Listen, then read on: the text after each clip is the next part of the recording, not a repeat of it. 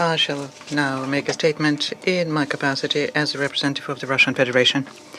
We thank Deputy UN Special Coordinator for the Middle East Peace Process, Ramiz Alakbarov. We thank him for his comprehensive report on the situation in the region.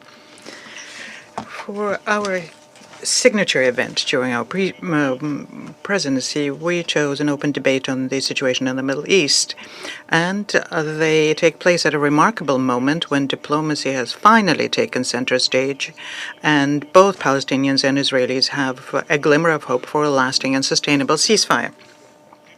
And this is precisely what Russia and other Security Council members have been advocating for over the past 2 years amid the unfolding tragedy in Gaza. Therefore, Russia welcomes the agreement between Israel and Hamas on the cessation of hostilities in the Gaza Strip, even though many important issues for the Middle East peace process were left outside the formula and were not reflected in the final document. The established cessation of fire was largely made possible thanks to the tireless efforts of Egyptian, Qatari, Turkish, and American mediators. And we highly value these diplomatic efforts, which went on even when it seemed that all chances for an agreement had disappeared. We note the special role played in this by U.S. President Donald Trump. His personal involvement and determination to end the bloodshed in Gaza provided the necessary momentum to reach agreements. Around the world, people who follow the news from Gaza with heavy hearts received with great relief the news of the release of the last hostages held in the sector, as well as their return home in exchange for this of nearly 2,000 Palestinian prisoners. Among the returning Israelis was also our compatriot Donbass native Maxim Harkin, whose release, along with other captives, was regularly raised by Russian diplomats during relevant regional contacts. Colleagues, 2 years of hostilities have devastated and scarred the souls of both Palestinians and Israelis. The reprehensible and condemned terrorist attacks by Hamas on October 7th and the subsequent immoral collective punishment of the Palestinian people will remain in history books as egregious examples of hatred and inhumanity and will serve as a warning for future generations. We are once again reminded that violence and hatred always breed more violence and hatred, and the path to peace lies solely through dialogue and mutual concessions, including addressing the root causes of the conflict. It is crucial that the current and still fragile ceasefire does not have the fate of the January agreements, which collapsed amid mutual accusations of violations. Unfortunately, today we observe that the danger of a similar scenario exists. For example, Palestinians accuse Israelis of regularly violating the ceasefire, while Israel is dissatisfied with Hamas's delay in handing over the bodies of deceased hostages. We urge all parties to strictly adhere to the agreement. The hostilities, which claimed the lives of tens of thousands of peaceful Palestinians, must not resume under any circumstances.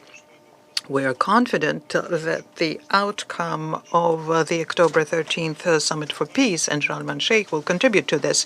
It's important that the Declaration Summit at the summit emphasizes human rights protection, guarantees of safety and dignity for both Palestinians and Israelis, and the eradication of extremism and radicalism in all of its forms, including racism, without which no society can thrive.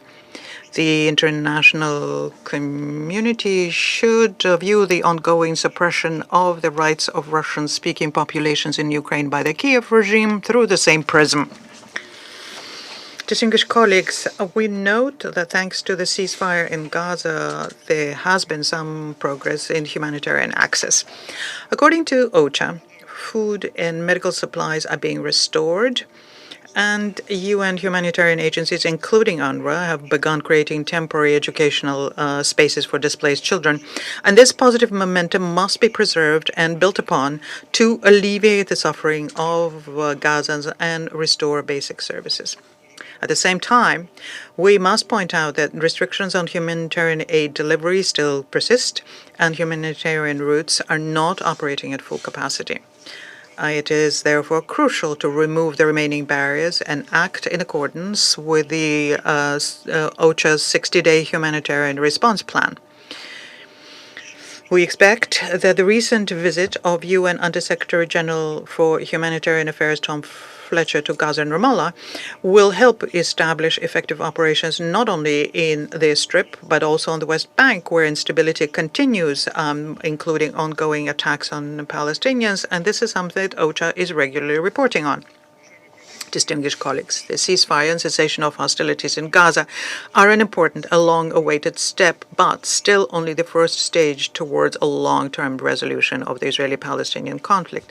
Avoiding a recurrence of tragedy is only possible through the resumption of the political process based on the well-known international legal framework of the two-state solution, which provides for the creation of an independent Palestinian state within the 1967 borders, with East Jerusalem as its capital, coexisting peacefully and securely with Israel.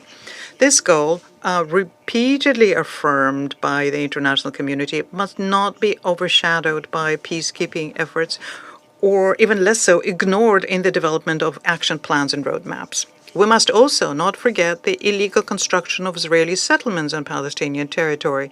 These plans must be revised, and the settlements already built in violation of Security Council resolutions, including resolutions 446, 452, 465, and 2334, these settlements must be dismantled. We hope that the positive momentum in the Middle East peace process will have a most beneficial impact also on other parts of the region, including Lebanon, Yemen, and Syria, and ultimately will lead to a general normalization of Arab-Israeli relations. We observe with cautious optimism the ongoing indirect negotiations between West Jerusalem and Damascus. The situation along the Blue Line it remains relatively stable, where a year ago full-scale war was raging.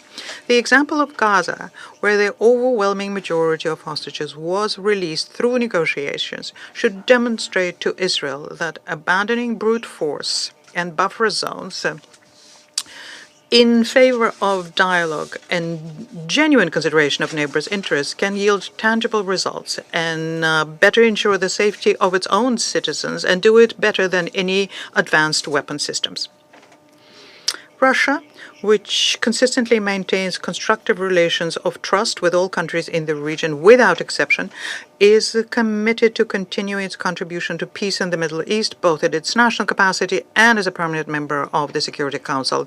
We are ready to work with all parties who share the goal of achieving a just, long-term and sustainable peace throughout the Middle East based on the implementation of relevant Security Council resolutions concerning the Israeli-Palestinian conflict.